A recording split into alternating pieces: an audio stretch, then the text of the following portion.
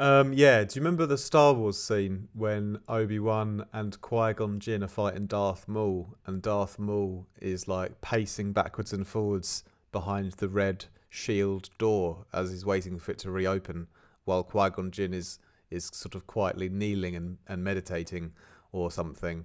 Well, that scene is great, and I really like it. And I just made a preset called the Shield Door, and it's great because it's a sick, vital neurofunk kind of bass. And I just thought I wanted to share how I made it because it sounds awesome. And yeah, well, it sounds like this.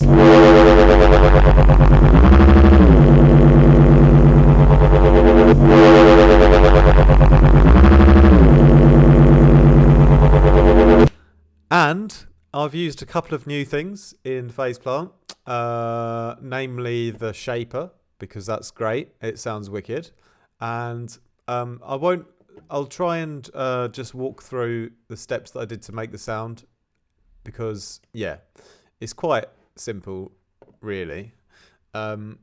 We have 3 generators, okay, and the first one is basically like a carrier. So the first one is from, it's all within the phase plant synth, so you don't have to get anything extra. If you go to the VSCO and then the woodwinds section and the clarinet D5, which is great, and on its own it sounds like this. I'm playing it quite low, okay, and taking it down to -11 here. We can control the speed a little bit later, but basically we're going to add that in with a sine wave here. And what I've done as well is I've put the output of this wonderful clarinet here into the phase position of the sine wave to use FM, frequency modulation. I've played with the sample start position as well to get it to be starting at a nice point. And due to the pitch being off, being down at 11, not at 12, that's why we have this lovely wobble movement happening. Because of the detuning, you know? So that's all I've really done there. There's nothing else going on in that section. And then we basically add in a little bit of noise, and it's just like 2% volume, not very loud, just classic white noise with a filter to take out most of the low end. Okay, so it's already quite a nice sound like that, and the movement is already built in, and then once we distort it, it's going to become even nicer. The global unison, of course. Basically I tend to leave the blend up high and see if I can get a good sort of balance of extra sort of voices.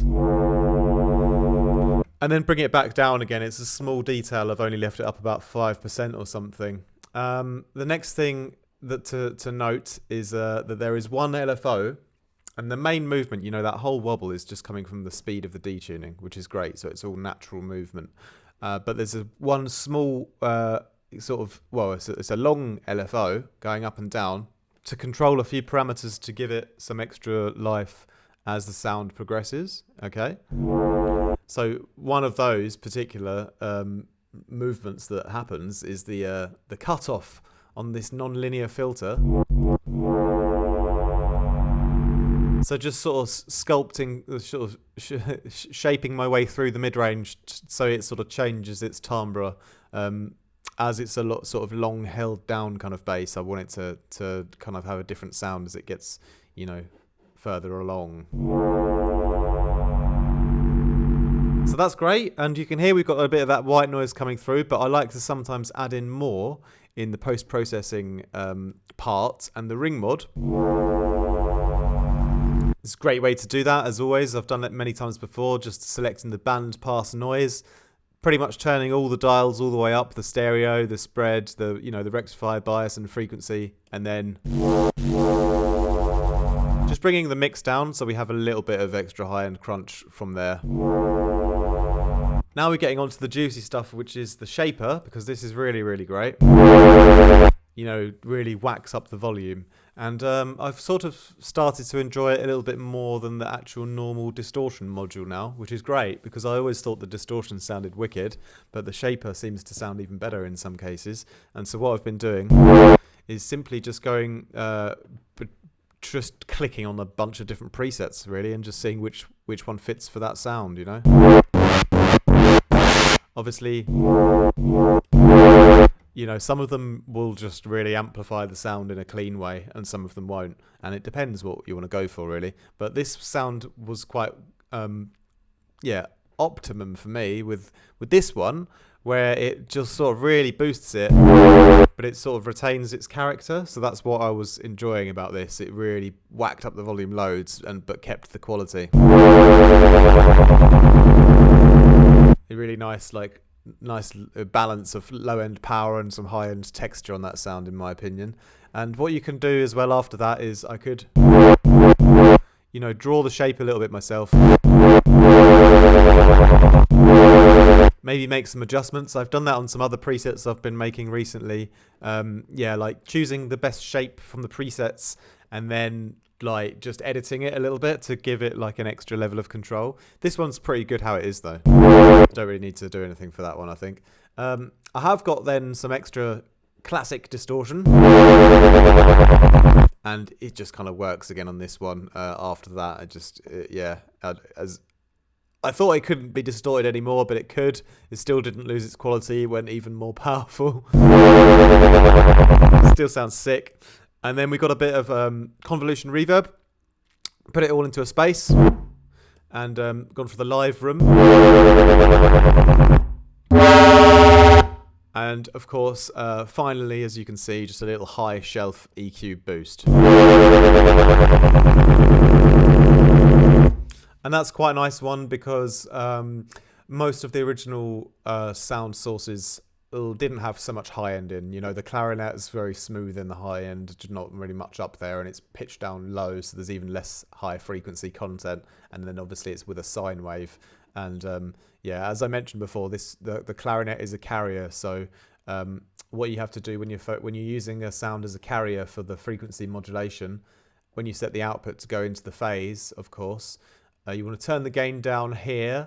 Not on the actual level of the original generator, otherwise it won't even work as a carrier. So leave that level up and turn the level down on this part when you're using it as just a signal carrier. Obviously, remember when you're putting in your phase, when you're doing the FM into the phase, you can go to the left or the right. And that's actually quite a nice tone on the left as well. Maybe even better. Ooh, you know what? I think I like it more on the left. It's slightly crunchier. Yeah, the phase either way will give you slightly different sound quality each time. So it's worth swinging left and swinging right and seeing which one gives you the best result. Definitely. The global unison, I didn't have to use it. I just like to add more detail with some little extra voices in the background in the stereo. But yeah, really enjoyed the shaper most on this one. Made a massive difference in the quality of the volume of the sound and keeping the low end nice and clear still. That's I think everything with the Shield Door patch. Just wanted to share that with you guys. Second video I'm dropping today. Just thought it was sick, and it's great to do a little bit of phase plant sound design again.